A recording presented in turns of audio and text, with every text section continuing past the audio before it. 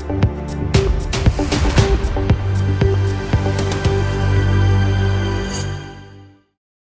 name is Ntlanta Lux. Being a Sowetan is actually a privilege because a lot of things in South Africa and Africa started here. The revolution is one of them against apartheid. The students' Soweto uprising, Soweto uprising, Soweto uprising. It says it all, right? So Soweto is a place where history tells us that a lot of cool stuff starts here. A lot of serious things start here. Political issues erupted in Soweto and exploded throughout the entire country for us to have this conversation in peace. I refuse to move out of Soweto because what's important, I think our generation has a responsibility to ensure that we start our own economies, we start our own systems, we put our own systems in place so that future generations can benefit from our systems. Sometimes it's not racial issues, culture clashes.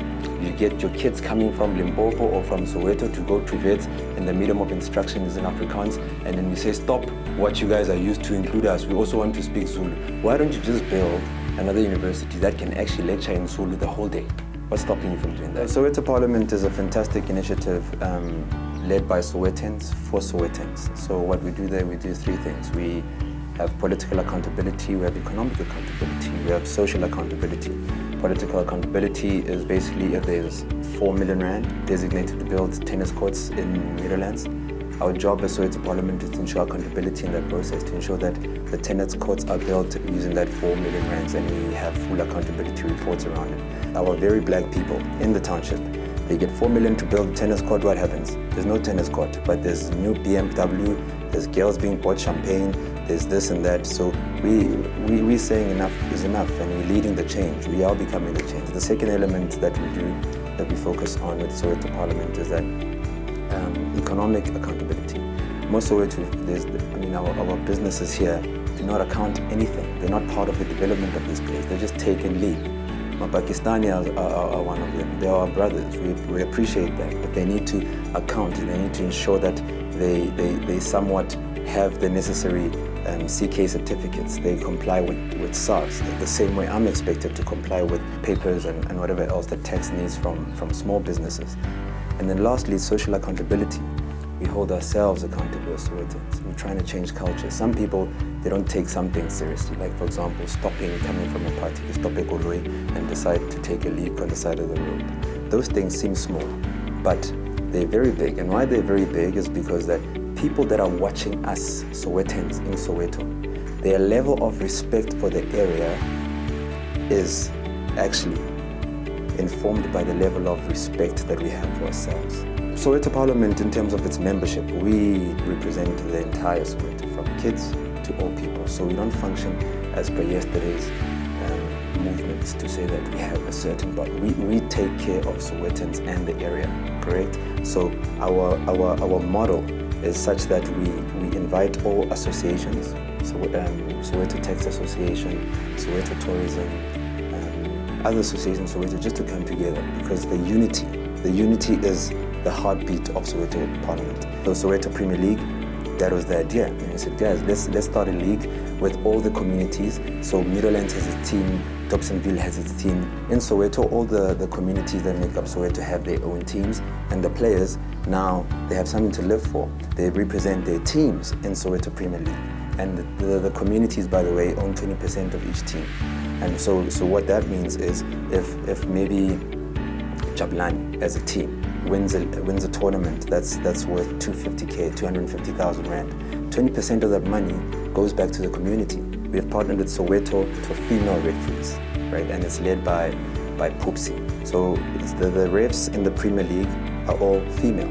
You've got that female swag that's happening. You've got that sexy that they bring onto the pitch. And funny enough, the guys respect it. I think it's a natural thing.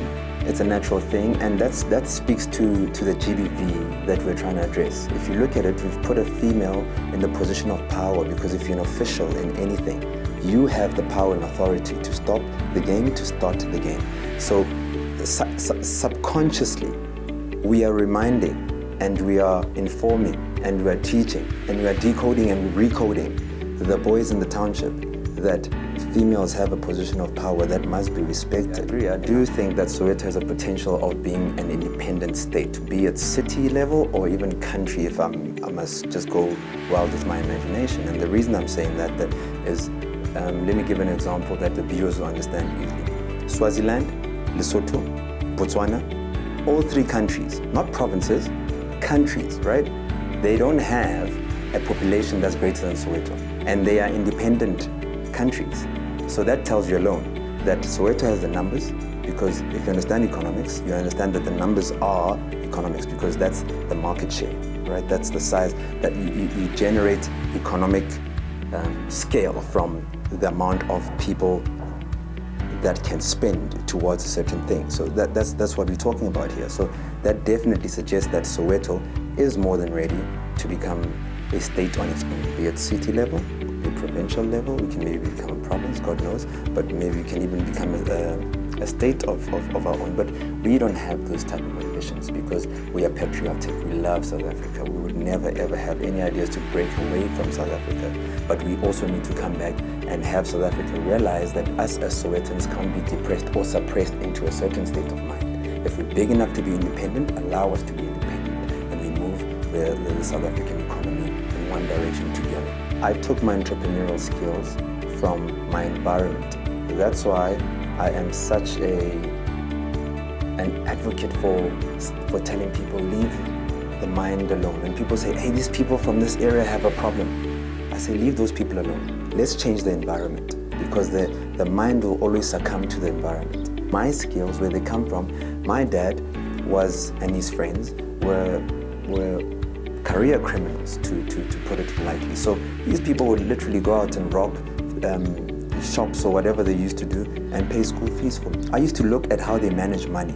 If they were stupid, I wouldn't be educated. They would have flashy cars instead. Do you see what I mean? So for me, that's where my management and education of money came from. That people risk their lives to come pay school fees for me so I can be a better human being today. And that's where my love for helping the next person comes from. Because I used to get taken to school by people I don't know.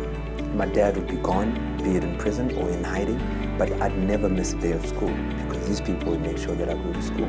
I love flying because as a kid, actually anyone, even an adult, you're obsessed with things that were never within your reach. Aviation is never a product or service that is within black communities' reach.